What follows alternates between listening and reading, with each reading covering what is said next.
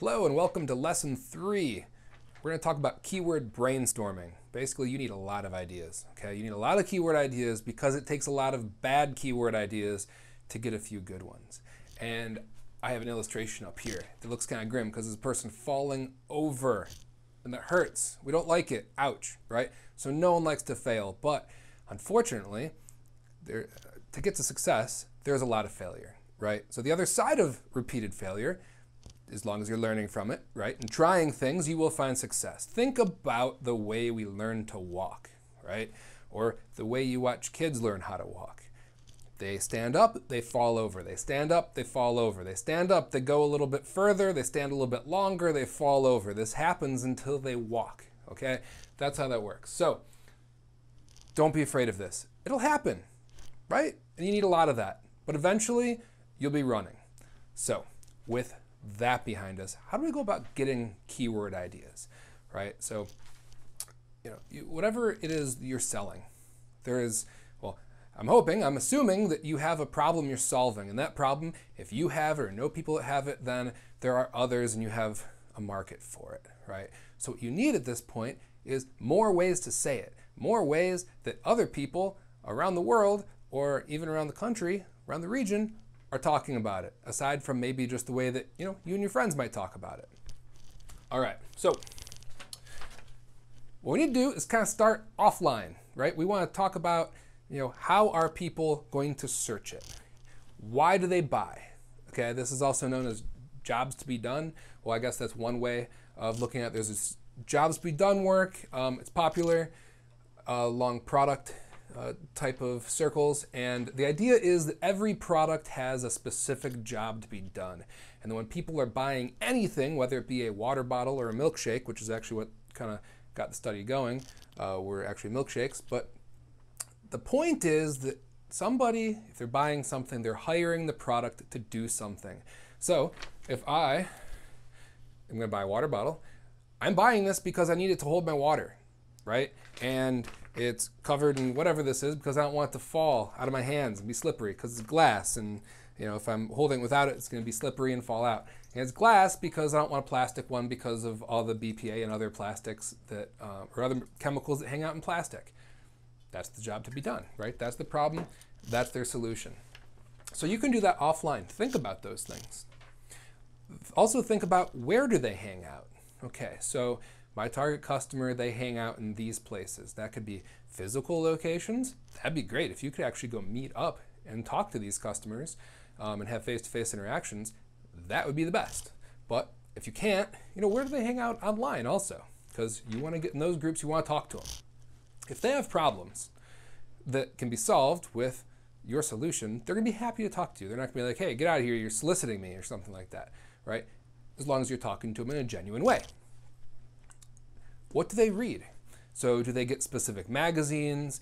If you go to the bookstore, at least here, bookstores have big magazine sections, stuff like that. Are there magazines that cater to this, the customer that needs this product, this demographic? Do the people with this problem read these particular publications?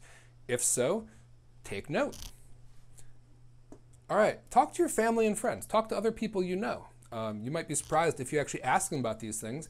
Maybe they've never talked to you about these things, like this particular problem or set of needs that they have. And if you mention it, either A, they'll have it, or you never know, they might be like, hey, you know what, I was just talking to my friend John about this, and you should talk to him. You'd totally like John. He'd totally love to talk to you about this product that you're talking about right now.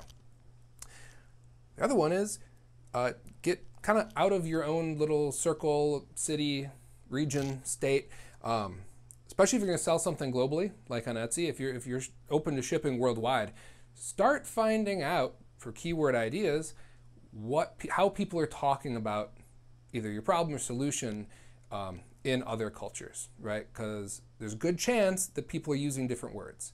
Because I know here, even in different states, people are going to call things by different names, right? You have vacuum cleaner and you have sweeper. Okay, that's very different. Or you have soda and you have pop. Okay, pop is a very northern states thing, and soda is a very southern states thing.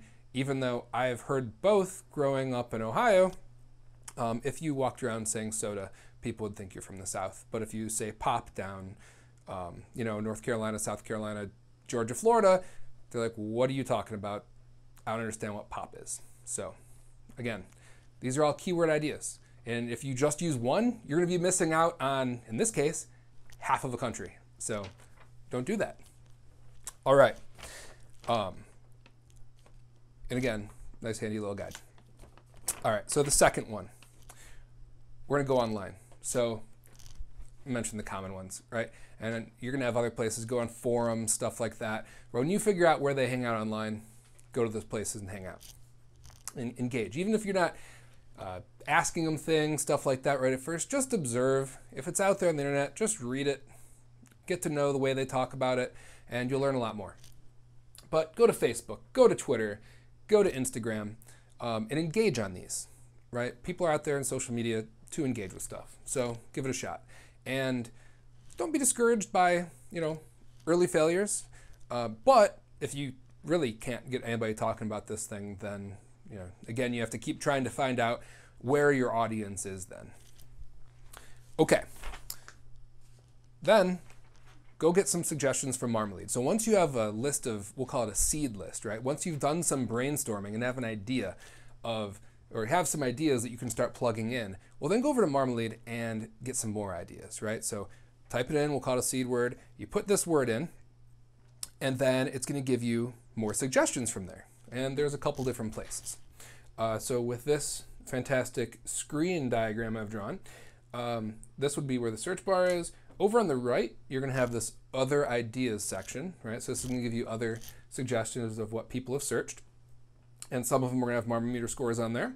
And then we also have a tags used table, right? So based on that search that came back, we're going to pull all the tags off those listings and show you a bunch of fun information about the tags that were on those listings.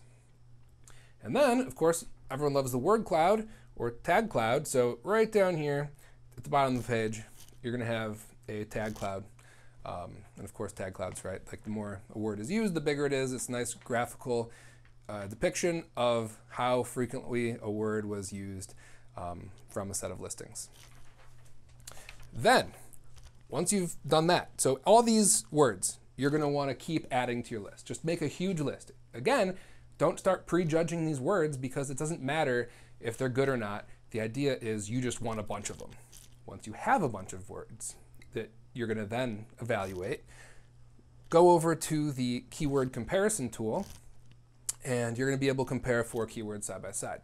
So again, and I call this pan for gold in the little sheet, because it's kind of the same thing. You're going to have to go through a lot of dirt to get to the gold, but it's going to be worth it.